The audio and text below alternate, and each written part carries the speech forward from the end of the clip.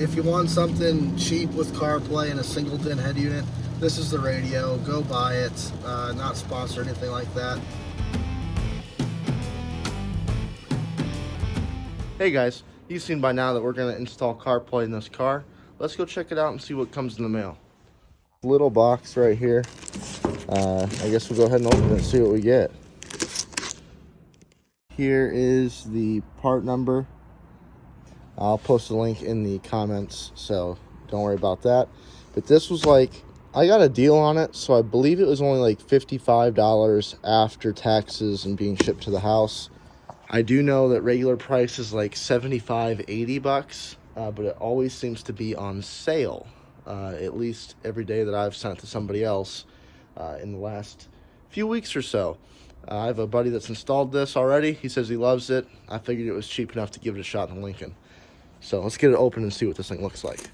We get this cut all the way open. This is how you know you got a good product. The box is totally unmarked except one little sticker that happens to have those numbers on it.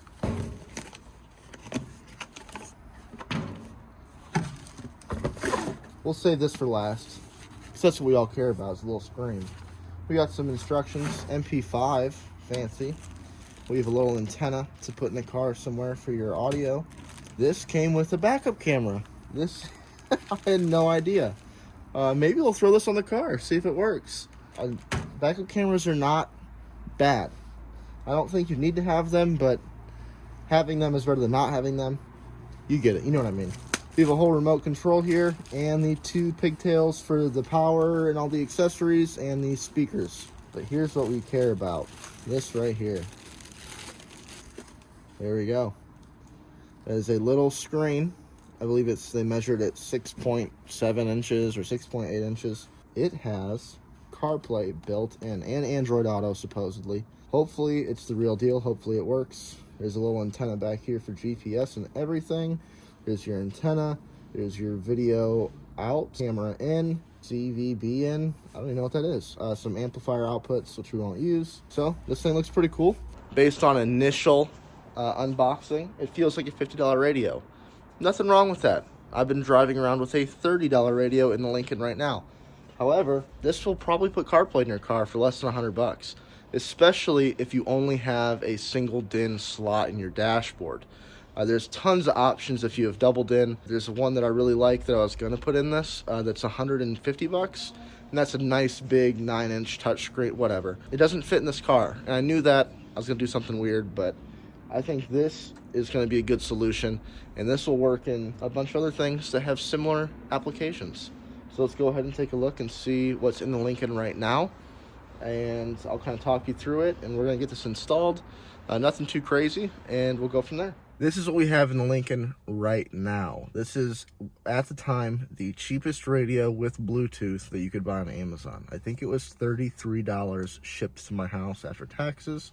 And it's been all right, I'm not gonna lie. I was gonna fix it. I was gonna try to mess with it, so it's never really even been set in all the way. It's just a little single DIN radio, nothing crazy about it at all. We're gonna go ahead, and the Lincoln has two separate audio cables that come out. There's one here for all the speakers. This actually goes back to a stock amplifier, and there's this one here for all the controls. Not all this handiwork is mine. This isn't a tutorial. I'm not going to show you how to put in this. There's way better videos for that. Obviously, do it the right way. Don't half do anything. Power can burn your car down. But I will show you how cool this radio is, and install it, or have a professional install it. That's probably the right thing I should say. We'll come back. I'm going to go inside and get this done, and we'll come back here and see how this thing looks here in probably a few hours. It's about dinner time, so got to go take care of that. You'll ask, hey Ben, did you clean the car, but just this corner so it looks good on a picture? No, I never do that. Obviously, we would never do anything like that. Everything's got to be top notch around here. However, I will say that whoever manufactured this used the same connectors as the cheapo radio from Amazon. So we were able to literally reuse the wiring harness that I already had made for the speakers. The power wiring harness needs a little bit of help. So I'm going to finish that up out here with the rest of my tools, get that squared up. This does come with a backup camera and all that stuff. I'm not going to worry about that right now. I just want to get this in and get it tested, see how it goes. And then maybe we'll go back and add a backup camera video if enough people comment about it. I don't know. I've had this car for a year and it's 30 years old. Does a 30-year-old car really need a backup camera? I don't know. Anyways, we're going to go ahead and touch this up, get it in the car, and we'll turn it on, see how it goes. Don't look at that too long. Let's get this thing installed. Shouldn't be an issue filming it. We're going to install it, and by that I mean plug it in, make sure it works. Let's see if we can get this thing plugged in just enough to bench work, right? Like we'll pop out the thing and install it here in a minute, but let's just make sure it powers on before we go too far. After an embarrassingly long amount of time to get the speaker section plugged in, because it has 8 little single pin connectors that are really long, they must be just like the slightest bit out of whack, because they were a pain to get in. But we're past that. Let's see what we got now. Hey, hey. Look at that. Oh, I do volume. Okay. Yeah, there's volume. Close the door. Cool. Oh, so there's a button for... Oh, that's all the equipment. I gotta say right away, I like the touch screen. It seems really responsive. Okay, so there's Carplay. Let's get you guys in here so you can see what's going on. Yeah, so it looks like you got your little media center here. You got radio, phone link, USB, aux, and AVN, Bluetooth. Set up what's actually playing. So this is, you can swap between radio and like Bluetooth, and then your Apple CarPlay and your Android Auto. And this is gonna take a while to figure out, I think. Yeah, please connect to Bluetooth. There's a photo section. Oh, okay. You can set a photo as the background. Okay, cool. Well, it seems to work. I do have to say it's fairly loud fairly quickly. Which is a problem with every radio in this car, because this car has a built-in amplifier from factory. I could buy a kit to bypass the amplifier in the back. But then I'm afraid it's not going to be enough. So I just like to leave it and then complain that volume 2 is too loud. That's just a me problem. Your car, unless you have a car with a built-in factory amplifier, you probably will not have that problem. But this is a cool little radio. I like the touchscreen. I like the display, the setup.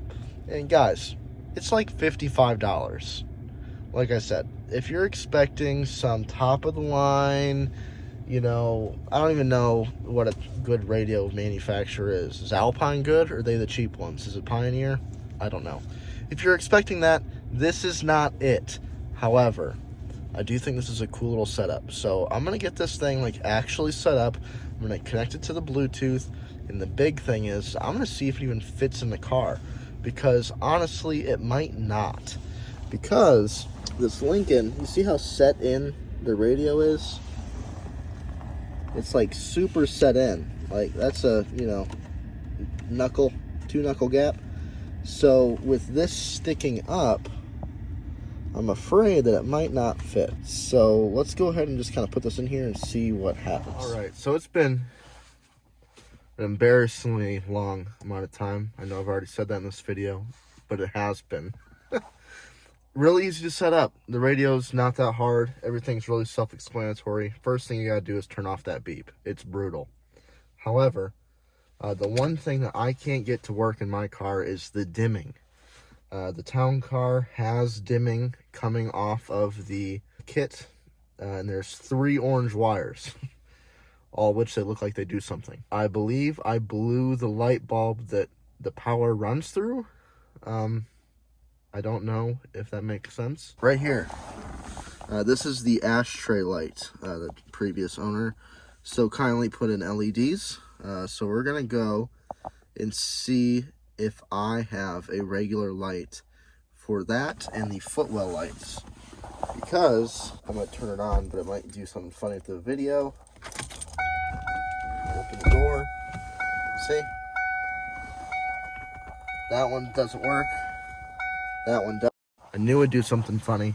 We're gonna go see if we have a regular incandescent to swap in all 3 of those lights.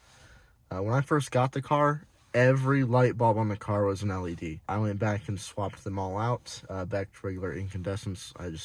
I like the soft glow. So much so that my whole house is covered in C9s, old school C9s.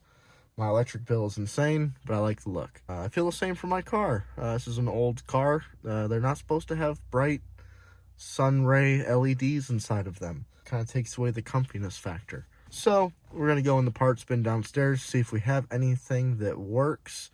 And if we do, we're going to come back up here, test it, and see if we can get dimming to work on this radio. And if we can, then it is 100%. But that's just me being nitpicky. I could just ride with it right now as is. And just turn it down at night, because you can go in and affect the screen brightness from 0 to 100, or the backlight per se. So it gets pretty dim. So that's not a problem. It's not like one of those, even if your car doesn't have dimming capabilities, maybe you could tie in a switch or something and make it work. But you can just go in the radio and at night, slide it down, good to go. It'll take a couple seconds, but I think it'd be worth it. All right, we're in the basement, and I have a full bin of extra parts. I mean, seriously. So, this looks like it might be our ticket. Oh, you are beautiful. Thank you. We'll set that there for now to keep looking.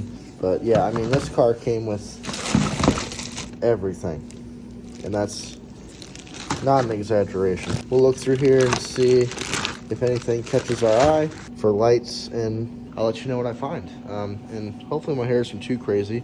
I just realized that I took my hat off when I was eating, so I had a hat on all day, so hopefully I don't have a whoop-de-woo hanging up, making me look like a dingus.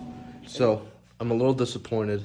My box of goodies seem to only have the dome lights and parking lights, turn signals, no interior lights that we need. So I'll be making a run to AutoZone, O'Reilly, whatever parts store tomorrow to grab those. We will get back at it. So I'm going to end the work on the Towncar tonight. Probably keep working on the junkyard video. If you haven't seen that yet, go check it out. It was a good time. All right, guys, I finally got it set up. It's the next day, or next night, I guess you could say. This thing is slick. I don't have any qualms with it so far. I guess the only thing would be there's no physical volume knob. So what I'm going to have to do is probably use the remote that comes with it just to get that physical, like, turn it up, down real quick. Now, if you do just hit the power button, it mutes it. You can see that right away. That's not a problem if you're running through a drive-through or whatever. And I guess you could click it and then drag it where you want it, you know, at the same time. But this thing is totally as responsive as you would expect for a radio of this caliber. Is it the quickest thing on the planet? No. Is it going to get the job done? Absolutely. I'm not going to show that. And it's actually acting really slow because I think it's because I'm videoing at the same time. So here's what it kind of looks like. Not much setup to go through. Just, you know, like I said, first thing is make sure you turn that beep off. There's really nothing too crazy. You can set the color of the light and, you know, calibration, and you can make it set up for your steering wheel controls if your car has steering wheel controls. We just have cruise, no actual volume stuff. And again, I didn't do any of the backup camera or anything like that. It did say some warning about if you don't put the backup camera on, or the reverse indication, that it's going to act funny with Bluetooth. But I've been driving around a little bit today, no issues at all. It's been totally solid. Gets in, connects to your phone within 5, 6, 7 seconds, and you have CarPlay, and it's pretty slick. I need to run the microphone cable just to get the audio a little bit better. I called somebody, they said they could hear me, but I'm sure we can make it just a little bit better. And then I'm probably going to run a USB cable out the back so the front can stay a little bit clean. And then I did blow a cigarette fuse, the cigarette lighter fuse in the process, so I need to get a new 30 amp fuse from the basement, throw that in here, and everything should be good to go. For this car, I had to rob the power from the lighter. So in here, Not that this lighter doesn't work. I blew the fuse because I was putting a screwdriver in here. But there's supposed to be a light in here that will kind of light that up. So you can see that is now gone, because that is what gives this signal when I turn the lights on. So I'm going to turn the lights on. Ready? Dims, which is super convenient. Most of these aftermarket radios in this price range don't dim, and so it's really, really, really nice that this one does. It just kind of brings down that intensity at night. Pretty pumped about that, and yeah, we're just gonna go finish this up and get this thing going, and we're gonna take it on a weekend, and maybe we'll see what the wife thinks while we're out driving around. We've been driving with it now for about 10 hours. We did a 4-hour trip up and back, and we drove around for a few hours while we were up there. And this radio is the real deal. Now, is it perfect? Absolutely not. But it's 50 bucks or 60 bucks. For a little single DIN CarPlay unit, I really don't think you can go wrong. The only complaint that we have is there's no volume knob or like physical volume buttons. Now they give you a remote which works, but it's a cheap remote to a cheap radio. A volume button would be better. But they do have 3 USB ports and everything works. The phone connects real quick every time, just like you'd expect. And yeah, I guess, is there anything that you'd like to add, Jeanette? No, I agree about the volume buttons. And that's really it. Everything else is cool. Yeah, it's pretty user-friendly. Otherwise, I mean, it's easy to get to the home screen with all the settings and stuff. Yeah. And the CarPlay is like any other CarPlay, so... Yeah, it just works. Yeah, and it's Bluetooth, which is nice. Yeah, you don't have to be plugged in. I'm only plugged in because to charge my phone while we're driving. But if you're just running to the store, you don't have to plug it in. So... Alright, well, I think that's gonna kind of end it for this. I just wanted to show you guys that, like, we're really using it, and we like it a lot, and not sponsored, nothing like that. If you need a little radio for one of your cars and you want something cheap and not too bad. Basically, what we're saying is, if you want something cheap with CarPlay and a single DIN head unit, this is the radio. Go buy it. Not sponsored, anything like that. But just go check it out. So thanks for hanging out till the end. Hope you like this quick little video, and we'll see y'all next time. Thanks.